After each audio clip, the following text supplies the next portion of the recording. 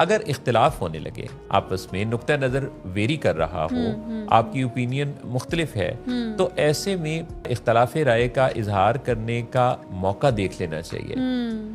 रात के टाइम में, सोने के करीब वाले टाइम में ऐसा इख्तलाफ करना आपकी नींदें उड़ा सकता है।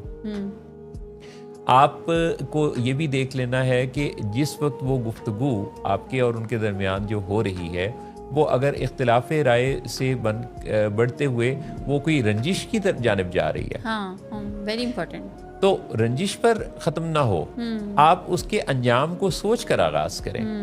फिर उस जगह का देखना भी ज़रूरी है कि अगर वो बेडरूम में आप ऐसी कोई गुफ्तगू कर रहे हैं, तो ये आपकी एक बैड मेमोरी बन सकती है अपने बेडरूम में, क्योंकि आप उस दिन किसी ऐसी तल्ख याद को अगर क्रिएट कर लेंगे, तो अगली रात भी जब आप उस कमरे में दाखिल होंगे अपने बेडरूम में, तो अगेन आपको वो मेमोरी याद आएगी, रिकॉल होगी।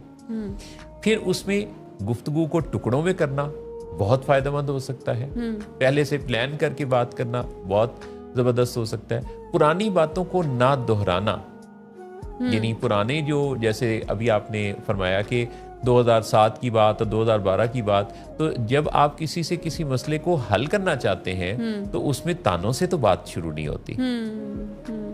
बिल्कुल, बहुत खूबसूरत बात है।